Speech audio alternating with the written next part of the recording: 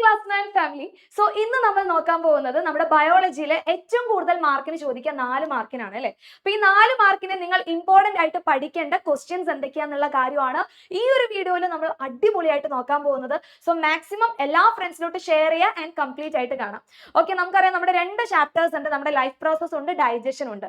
അപ്പൊ ഈ 2 ചാപ്റ്ററിൽ ഏറ്റവും കൂടുതൽ മാർക്കിന് പഠിക്കേണ്ട ചില ടോപ്പിക്സ് ഉണ്ട്. ആ ഒരു ടോപ്പിക്സിനെ മിസ് ക്വസ്റ്റ്യൻസ് ആയിട്ട് നിങ്ങൾക്ക് പറഞ്ഞുതരും. ആൻഡ് ഇമ്പോർട്ടന്റ് ആയിട്ടുള്ള കാര്യങ്ങൾ ജസ്റ്റ് ഒന്ന് സ്ക്രീൻഷോട്ട് എടുത്ത് വെക്കാം. ഓക്കെ, അപ്പൊ അങ്ങനെയാണെങ്കിൽ നമുക്ക് എന്ത് ചെയ്യാം, നമ്മുടെ ആദ്യത്തെ ചോദ്യം നോക്കാം. ആദ്യം തന്നെ എന്റെ കുട്ടികൾ പഠിക്കേണ്ട നമ്മുടെ ഹാർട്ടിന്റെ സ്ട്രക്ചർ ആണ്. അതിൽ ഓരോ ഭാഗങ്ങൾ നിങ്ങൾ ലേബിൾ ചെയ്യാൻ പഠിക്കണം. ചിലപ്പോൾ ഇതുപോലെ ആയിരിക്കും നിങ്ങളോട് ഡയഗ്രാം ചോദിക്കാം. ഓക്കെ, അതായത് നമ്മുടെ ടെക്സ്റ്റ് ബുക്കിലെ കൃത്യമായിട്ടുള്ള ഹാർട്ടിന്റെ സ്ട്രക്ചർ ആണ്. പക്ഷെ ഇതുപോലെ നിങ്ങൾക്ക് ഈസി ആയിട്ട് മനസ്സിലാക്കാൻ വേണ്ടിയിട്ട് ഇതുപോലുള്ള സ്ക്വയറിന്റെ ഫോമിൽ right atria, right ventricle, left atrium, left ventricle, ഇങ്ങനെയുള്ള രീതിയിലായിരിക്കും ചോദിക്കുക. അതിലെ എ പാർട്ട് വരാനുള്ള chance identify the blood vessels labelled as A B C D. Okay, അപ്പൊ ഇതിൽ ചില ബ്ലഡ് വെസൽസ് നിങ്ങൾക്ക് കൊടുക്കില്ല. ആ ബ്ലഡ് വെസൽസിന്റെ പേരാണ് എന്റെ കുട്ടികൾ എഴുതേണ്ടത്. അപ്പൊ പേര് എഴുതണമെങ്കിൽ ഹാർട്ടിന്റെ വർക്കിംഗ് എന്റെ കുട്ടികൾ കൃത്യമായിട്ട് പഠിക്കണം. അത് ഓൾറെഡി നമ്മൾ അടിപൊളിയായിട്ട് പഠിച്ച കാര്യങ്ങളാണ്. ഓക്കെ, അപ്പൊ ഹാർട്ടിന്റെ വർക്കിംഗ് പഠിക്കണം. Then which part involve in the pulmonary circulation അല്ലെ. നമ്മൾ പറഞ്ഞിട്ടുണ്ടായിരുന്നു നമ്മുടെ ഹാർട്ട് എന്ന് പറയുന്ന ഡബിൾ സർക്കുലേഷൻ ഉണ്ട്, സിസ്റ്റമിക് സർക്കുലേഷൻ ഉണ്ട്, പൾമോണറി സർക്കുലേഷൻ ഉണ്ട്. അതെന്താന്നുള്ള കാര്യം കൃത്യമായിട്ട് നോട്ട് ചെയ്യണം. Then what do you mean by double circulation? അപ്പൊ ഡബിൾ സർക്കുലേഷന്റെ ഡെഫിനിഷൻ അവിടെ എഴുതി കഴിഞ്ഞാൽ നിങ്ങൾക്ക് മാർക്ക് കിട്ടും. ഓക്കെ, അപ്പൊ ആദ്യം പഠിക്കേണ്ട ഇമ്പോർട്ടന്റ് ആയിട്ടുള്ള ഒരു ടോപ്പിക് ആണ് നമ്മുടെ ഹാർട്ടിന്റെ സ്ട്രക്ചർ. അതിന്റെ വർക്കിംഗും കൂടി എന്ത് ചെയ്യണം, കൃത്യമായിട്ട് നോട്ട് ചെയ്ത് വെക്കാം. ദെൻ സെക്കൻഡ് ആണ് നമ്മുടെ എക്സ്ചേഞ്ച് ഓഫ് മെറ്റീരിയൽസ്. നമ്മുടെ ഫസ്റ്റ് ചാപ്റ്ററിലുള്ളതാണ് നമ്മുടെ ഡിഫ്യൂഷൻ ഉണ്ട്, facilitated diffusion, osmosis and active transport. So ഇവിടെ നിങ്ങൾക്ക് തന്നിട്ടുള്ളത് എന്താണ്, നമ്മുടെ ആക്റ്റീവ് ട്രാൻസ്പോർട്ട് ആണ് അല്ലെ. കാരണം ATP, ADP plus inorganic phosphate, അതായത് ATP യൂസ് ചെയ്യുന്നുണ്ട്, എനർജി യൂസ് ചെയ്യുന്നുണ്ട് എന്ന് പറയുമ്പോൾ തന്നെ നമുക്ക് മനസ്സിലാക്കാൻ വേണ്ടി പറ്റും ഇത് എവിടെ നിന്ന് എങ്ങോട്ടാണ് മൂവ് ചെയ്യുന്നത്, ലോ കോൺസെൻട്രേഷനിൽ നിന്ന് ഹൈ കോൺസെൻട്രേഷനിലോട്ടാണ് മൂവ് ചെയ്യുന്നത്. സോ അത് ആക്റ്റീവ് ട്രാൻസ്പോർട്ട് ആണ്. അതിന്റെ എക്സാമ്പിൾസ് എന്താണെന്നുള്ള കാര്യം പഠിച്ചു വെക്കണം. What is ATP? ATPയുടെ ഫുൾ ഫോം എഴുതി കൊടുക്കുക, അല്ലെങ്കിൽ എനർജി ആണെന്നുള്ള കാര്യം നോട്ട് ചെയ്ത് വെക്കണം. ആൻഡ് ഇത് പ്രോസസ് ആണെന്നുള്ള കാര്യം എഴുതി വെക്കണം. പിന്നെ അതുകൂടാതെ തന്നെ ഇതിലൂടെ ഏത് മോളിക്യൂൾസ് ആണ് ട്രാൻസ്പോർട്ട് ചെയ്യുന്നത്, ഇതും നമ്മൾ കൃത്യമായിട്ട് നമ്മുടെ ടെക്സ്റ്റ് ബുക്കിൽ പഠിച്ച കാര്യമാണ്. ഓക്കെ, സോ ഈ ഒരു കാര്യം എന്ത് ചെയ്യുക, നോട്ട് ചെയ്ത് വെക്കണം. ഇനി അടുത്ത ചോദ്യമാണ് നമ്മുടെ draw the given picture, label the part and describe their function. അപ്പൊ ഈ സ്ട്രക്ചർ എന്താണ്, നമ്മുടെ ടീത്തിന്റെ സ്ട്രക്ചർ ആണ്. അപ്പൊ ടീത്തിന്റെ സ്ട്രക്ചർ വരയ്ക്കാൻ വേണ്ടി പഠിക്കണം, വളരെ ഇമ്പോർട്ടന്റ് ആയിട്ടുള്ള ഒരു ടോപ്പിക് ആണ്. ഓക്കെ, അതുകൂടാതെ തന്നെ അതിൽ നമ്മൾ ഡെൻഡൈൻ എവിടെയാണ്, സിമെന്റം എവിടെയാണ്, പൾപ്പ് ക്യാവിറ്റി എവിടെയാന്നുള്ളത് ലേബിൾ ചെയ്ത് കഴിഞ്ഞാൽ നിങ്ങൾക്ക് 4 മാർക്ക് സ്കോർ ചെയ്യാൻ പറ്റും. ഓക്കെ, അപ്പൊ വരയ്ക്കുന്നതിന് 1 മാർക്ക് ഉണ്ടായിരിക്കും. അതുകൂടാതെ തന്നെ ഓരോ ഭാഗങ്ങൾ ലേബിൾ ചെയ്യുന്നതിനനുസരിച്ച് നിങ്ങൾക്ക് ഓരോരോ മാർക്ക് കിട്ടും. അങ്ങനെ ടോട്ടൽ 4 മാർക്ക് കിട്ടും. അപ്പൊ ടീത്തിന്റെ സ്ട്രക്ചർ വളരെ സിമ്പിൾ ആയിട്ട് അല്ലെ, ഈസി കൂൾ ആയിട്ട് നിങ്ങൾക്ക് വരയ്ക്കാൻ വേണ്ടി പറ്റുന്നതാണ് നമ്മുടെ ടീത്തിന്റെ സ്ട്രക്ചർ. അപ്പൊ അത് ഒരിക്കലും സ്കിപ്പ് ചെയ്യരുത്, 4 മാർക്കിന് ചോദിക്കാൻ ചാൻസ് ഉള്ള ഒരു സ്ട്രക്ചർ ആണിത്. Okay, ready. ഇനി അടുത്തതാണ് നമ്മുടെ ഹാർട്ടിന്റെ സ്ട്രക്ചർ. നമ്മൾ ഓൾറെഡി പറഞ്ഞിട്ടുണ്ടായിരുന്നു. അപ്പൊ ടെക്സ്റ്റ് ബുക്കിലുള്ള സെയിം ഹാർട്ടിന്റെ സ്ട്രക്ചർ തന്നിട്ട് ABC നിങ്ങളോട് ലേബിൾ ചെയ്യാൻ വേണ്ടി ചോദിക്കും. കണ്ടോ, identify the parts labelled as AB. ഇതിൽ Aയും Bയും എന്താന്നുള്ള കാര്യം ചോദിക്കും. Compare A and B based on the oxygen content in the blood flowing through them and direction of the blood flow. അതായത് ഹാർട്ടിന്റെ വർക്കിംഗ്, നമ്മൾ ഹാർട്ട് എന്ന് പറയുന്ന ടോപ്പിക്കിൽ ഹാർട്ടിന്റെ വർക്കിംഗ് കൃത്യമായിട്ട് എന്റെ കുട്ടികൾ പഠിച്ചിട്ടുണ്ടെങ്കിൽ ഈ ഒരു C ഇല്ല C, ഓക്കെ, ABC വരെയുള്ള ചോദ്യങ്ങൾ നിങ്ങൾക്ക് ഈസി ആയിട്ട് ആൻസർ ചെയ്യാൻ വേണ്ടി പറ്റും. അത് വെറുതെ ബൈ ഹാർട്ട് ചെയ്ത് പഠിച്ചിട്ട് കാര്യമില്ല.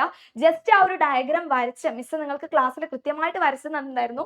ഇത്രയും കോംപ്ലിക്കേറ്റഡ് അല്ലാതെ വളരെ സിമ്പിൾ ആയിട്ട് നമ്മളൊരു ഹാർട്ടിന്റെ സ്ട്രക്ചർ വരച്ച് പഠിച്ചിട്ടുണ്ടായിരുന്നു. അപ്പൊ ആരാണ് നമ്മുടെ ഹാർട്ടിലോട്ട് ബ്ലഡ് കൊണ്ടുവരുന്നത്, ഡിയോക്സിനേറ്റഡ് ബ്ലഡ് കൊണ്ടുവരുന്നു, അതിനെ പ്യൂരിഫൈ ചെയ്യാൻ വേണ്ടി ലങ്സിലോട്ട് കൊണ്ടുപോകുന്നു, ലങ്സിൽ നിന്ന് അത് ലെഫ്റ്റിലോട്ട് വരുന്നു, അത് കഴിഞ്ഞ് അയോട്ട വഴി ഡിഫറെന്റ് ബോഡി പാർട്ടിലോട്ട് അത് കൊടുക്കുന്നു. ഓക്കെ, അത് നമ്മളൊരു ഏതൊക്കെ ആർട്ടറീസ് ആണ്, ഏതൊക്കെ വെയിൻസ് ആണ്, ഏതൊക്കെ സിരകളാണ് കൊണ്ടുവരുന്നത്, അതൊക്കെ എന്റെ കുട്ടികൾ ക്രിസ്റ്റൽ ക്ലിയർ ആയിട്ട് പഠിച്ചു കഴിഞ്ഞാൽ ഈ ഒരു ഹാർട്ട് റിലേറ്റഡ് ആയിട്ടുള്ള ചോദ്യങ്ങൾ ചോദിച്ചു കഴിഞ്ഞാൽ നിങ്ങൾക്ക് ഈസി ആയിട്ട് ആൻസർ ചെയ്യാൻ പറ്റും. ഓക്കെ, അപ്പൊ ഈ ഒരു ഹാർട്ടിന്റെ സ്ട്രക്ചർ എന്ത് ചെയ്യണം, പഠിച്ചു വെക്കണം കേട്ടോ. ഇനി അതുകൂടാതെ തന്നെ നമ്മുടെ മെയിൻ ആയിട്ടുള്ള എൻസൈംസ്, നമ്മുടെ ഡൈജഷന് വേണ്ടിയിട്ട് കുറച്ച് എൻസൈംസ് ഹെൽപ്പ് ചെയ്യുന്നുണ്ടല്ലോ. ഇപ്പൊ നമ്മുടെ മൗത്ത് നോക്കുകയാണെങ്കിൽ അവിടെ സലൈവറി അമിലേസ് ഉണ്ട്, കാർബോഹൈഡ്രേറ്റ്സിന് ഡൈജഷന് വേണ്ടി ഹെൽപ്പ് ചെയ്യുന്നു. ഇനി നമ്മുടെ സ്റ്റൊമക്ക് നോക്കുന്ന സമയത്ത് അവിടെ നമ്മുടെ ഗ്യാസ്ട്രിക് ജ്യൂസസ് പ്രൊഡ്യൂസ് ചെയ്യുന്നുണ്ട്, അതിൽ കുറെ എൻസൈംസ് ഉണ്ട്. ഇനി നമ്മുടെ ഡിയോഡിനത്തിലോട്ട് നോക്കിക്കഴിഞ്ഞാൽ പാൻക്രിയാസും ബൈലും കുറെ കാര്യങ്ങൾ, നമ്മുടെ ലിവർ, കരള് കുറെ കാര്യങ്ങൾ സെക്രീറ്റ് ചെയ്യുന്നുണ്ട്, ബൈലിനെ സെക്രീറ്റ് ചെയ്യുന്നുണ്ട്. അവരുടെ ഫങ്ഷൻസ് എന്താണ്, അത് നിങ്ങൾക്ക് ABC ഏതൊക്കെയാണ് ദഹനരസം എന്നുള്ള കാര്യം ചോദിക്കും. ഡൈജസ്റ്റീവ് ജ്യൂസസിന്റെ പേര് പേര് പഠിക്കണം, അതുകൂടാതെ തന്നെ അതിന്റെ ഫംഗ്ഷനും പഠിക്കണം. അപ്പൊ നമ്മളൊരു ടേബിൾ പഠിച്ചിട്ടുണ്ടായിരുന്നു അല്ലെ, ഏതൊക്കെ ഗ്ലാൻഡ് ആണ്, അവരെന്തിനൊക്കെയാണ് പ്രൊഡ്യൂസ് ചെയ്യുന്നത്, അതുകൂടാതെ തന്നെ അതിലുള്ള എൻസൈംസ് ഏതൊക്കെയാണ്, അതിന്റെ ഫംഗ്ഷൻ എന്തൊക്കെയാണ്. അപ്പൊ ഈ 4 കാര്യങ്ങൾ കൃത്യമായിട്ട് ആ ഒരു ടേബിൾ എന്റെ കുട്ടികൾ പഠിച്ചു കഴിഞ്ഞാൽ ഈ ഒരു ചോദ്യം നിങ്ങൾക്ക് ഈസി ആയിട്ട് ആൻസർ ചെയ്യാൻ വേണ്ടി പറ്റും. ഓക്കെ, അപ്പൊ ഡൈജഷൻ എന്ന് പറയുന്ന ടോപ്പിക്കിൽ ഡൈജസ്റ്റീവ് ജ്യൂസ് എന്ന് പറയുന്നത് 4 മാർക്കിന് ചോദിക്കാൻ ചാൻസ് ഉള്ള ഒരു ചോദ്യമാണ്. അപ്പൊ ഈ ഒരു ചോദ്യം എന്ത് ചെയ്യണം, നോട്ട് ചെയ്ത് വെക്കണം. ഓക്കെ, ഈ ഒരു എക്സ്ചേഞ്ച് ഓഫ് മെറ്റീരിയൽസ് നമ്മുടെ ഈ ഒരു ഫസ്റ്റ് ചാപ്റ്ററിൽ നിന്ന് നിങ്ങൾക്ക് 4 മാർക്കിന് ചോദിക്കാൻ ചാൻസ് ഉള്ള ഒരു ടോപ്പിക് ആണ് എക്സ്ചേഞ്ച് ഓഫ് മെറ്റീരിയൽ. അതിൽ ചിലപ്പോൾ ഓസ്മോസിസ് ചോദിക്കാം, അല്ലെങ്കിൽ മെയിൻ ആയിട്ട് നമ്മുടെ ആക്റ്റീവ് ട്രാൻസ്പോർട്ട് നിങ്ങളോട് ചോദിക്കാം. കണ്ടോ, ആക്റ്റീവ് ട്രാൻസ്പോർട്ട് നിങ്ങളുടെ ടെക്സ്റ്റ് ബുക്കിൽ തന്നിട്ടുള്ള സെയിം ഡയഗ്രാം തന്നിട്ടുള്ളത്. ഇവിടെ Y എന്ന് പറയുന്നത് നമ്മൾ ലേബിൾ ചെയ്യണം. അപ്പൊ Y എന്തായിരിക്കും, ATP ആണ്. കാരണം ഈ പറയുന്ന ATP ആണ് ADPയും ഫോസ്ഫേറ്റും ആയിട്ട് മാറുന്നത്. ഇതിന്റെ ആൻസേഴ്സ് ഒക്കെ നമ്മൾ എന്ത് ചെയ്യും, നമ്മുടെ ലൈവിൽ ഡിസ്കസ് ചെയ്യും കേട്ടോ. ഓക്കെ, അപ്പൊ ജസ്റ്റ് ക്വസ്റ്റ്യൻസ് എന്ത് ചെയ്യുക, ഇമ്പോർട്ടന്റ് ആയിട്ടുള്ള ചോദ്യങ്ങൾ ജസ്റ്റ് ഒന്ന് സ്ക്രീൻഷോട്ട് എടുത്ത് വെക്കാം. ഓക്കെ, അപ്പൊ ഇവിടെ നോക്കിക്കഴിഞ്ഞാൽ ഗാഢത കുറവിൽ നിന്നാണ് കൂടുതലിലോട്ട് വരുന്നത്. അപ്പൊ അതെന്തായിരിക്കും, ആക്റ്റീവ് ട്രാൻസ്പോർട്ടാണ് വരുന്നത്. ഇനി ഓക്സിജന്റെ കേസ് നമ്മൾ പറഞ്ഞു ഡിഫ്യൂഷൻ ആണ് നടക്കുന്നത്. അപ്പൊ diffusion, osmosis, facilitated diffusion and നാലാമത്തെ നമ്മുടെ ആക്റ്റീവ് ട്രാൻസ്പോർട്ട്. ഈ 4 എണ്ണം നിർബന്ധമായിട്ട് പഠിക്കണം. വിത്ത് എക്സാമ്പിളും കൂടി ജസ്റ്റ് നോട്ട് ചെയ്ത് വെക്കാം. ടെക്സ്റ്റ് ബുക്കിലുള്ള ഡയഗ്രാം ആണ് നിങ്ങളോട് ചോദിക്കാം. ഓക്കെ ആണല്ലോ, റെഡി. അപ്പൊ ഇത് 4 മാർക്കിന് ചോദിക്കും കേട്ടോ. ദെൻ നമ്മുടെ ക്ലോറോപ്ലാസ്റ്റ്.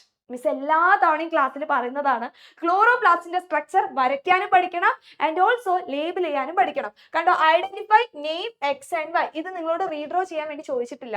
അപ്പൊ നിങ്ങൾ ആൻസർ ഷീറ്റിൽ എന്ത് ചെയ്താൽ മതി, എക്സ് എന്ന് പറഞ്ഞാൽ എന്താന്നുള്ളത് എഴുതി കൊടുക്കുക, വൈ എന്താന്നുള്ള കാര്യം എഴുതി കൊടുത്തു കഴിഞ്ഞാൽ അവിടെ നിങ്ങൾക്ക് 2 മാർക്ക് കിട്ടി.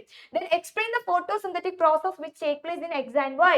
അപ്പൊ എക്സിലും വൈയിലും നടക്കുന്ന നമ്മുടെ ലൈറ്റ് ഫേസും ഡാർക്ക് ഫേസും, അതായത് നമ്മുടെ പ്രകാശഘട്ടമുണ്ട്, ഇരുണ്ട ഘട്ടമുണ്ട്, അതിനെ കുറിച്ച് നിങ്ങളോട് എക്സ്പ്ലെയിൻ ചെയ്യാനാണ് ചോദിച്ചിട്ടുള്ളത്. ഓക്കെ, അപ്പൊ ഇത്രയുമാണ് നമ്മുടെ 2 ചാപ്റ്ററിൽ നിങ്ങൾക്ക് ഏറ്റവും കൂടുതൽ മാർക്കിന് ചോദിക്കുക, അതായത് 4 മാർക്കിന് ചോദിക്കാൻ ചാൻസ് ഉള്ള ടോപ്പിക്സ്. അപ്പൊ ഇത്രയും കാര്യങ്ങൾ എന്റെ കുട്ടികൾ എല്ലാവരും അടിപൊളിയായിട്ട് പഠിച്ചിട്ടുണ്ടായിരിക്കും. ഇനി ഏതെങ്കിലും ഡൗട്ടും കാര്യങ്ങളും ഉണ്ടെങ്കിൽ സമയം കളയാതെ അതൊന്ന് ജസ്റ്റ് റിവൈസ് ചെയ്യാം. കാരണം ഈ ടോപ്പിക്സ് റിപ്പീറ്റഡ് ആയിട്ട് ചോദിച്ചിട്ടുള്ള ചോദ്യങ്ങളാണ്, കഴിഞ്ഞ തവണ ചോദിച്ചിട്ടുള്ള ചോദ്യപേപ്പറിൽ നിന്നുള്ള ചോദ്യങ്ങളാണ് മിസ് കൊണ്ടുവന്നിട്ടുള്ളത്. ഓക്കെ, അപ്പൊ ഈ ചോദ്യങ്ങൾ നിങ്ങൾക്ക് പഠിച്ചു കഴിഞ്ഞാൽ നിങ്ങൾക്ക് കോൺഫിഡൻസോടെ ആൻസർ ചെയ്യാൻ വേണ്ടി പറ്റും, ടെൻഷൻ ഇല്ലാതെ ആൻസർ ചെയ്യാൻ വേണ്ടി പറ്റും. സോ ഈ ഒരു സമയം നല്ല രീതിയിൽ യൂസ് ചെയ്തിട്ട് എന്റെ കുട്ടികൾ എല്ലാവരും അടിപൊളിയായിട്ട് പഠിക്കുക. അപ്പൊ എന്റെ മക്കൾക്ക് എല്ലാവർക്കും ഓൾ ദ ബെസ്റ്റ്. ഇനി നമുക്ക് എന്ത് ചെയ്യാം, ബാക്കിയുള്ള കാര്യങ്ങൾ നമ്മുടെ ലൈവിലൊക്കെ സെറ്റ് ചെയ്യാം ആൻഡ് മാക്സിമം ഫ്രണ്ട്സിലോട്ടൊക്കെ ഷെയർ ചെയ്യാം. So love you all, bye bye.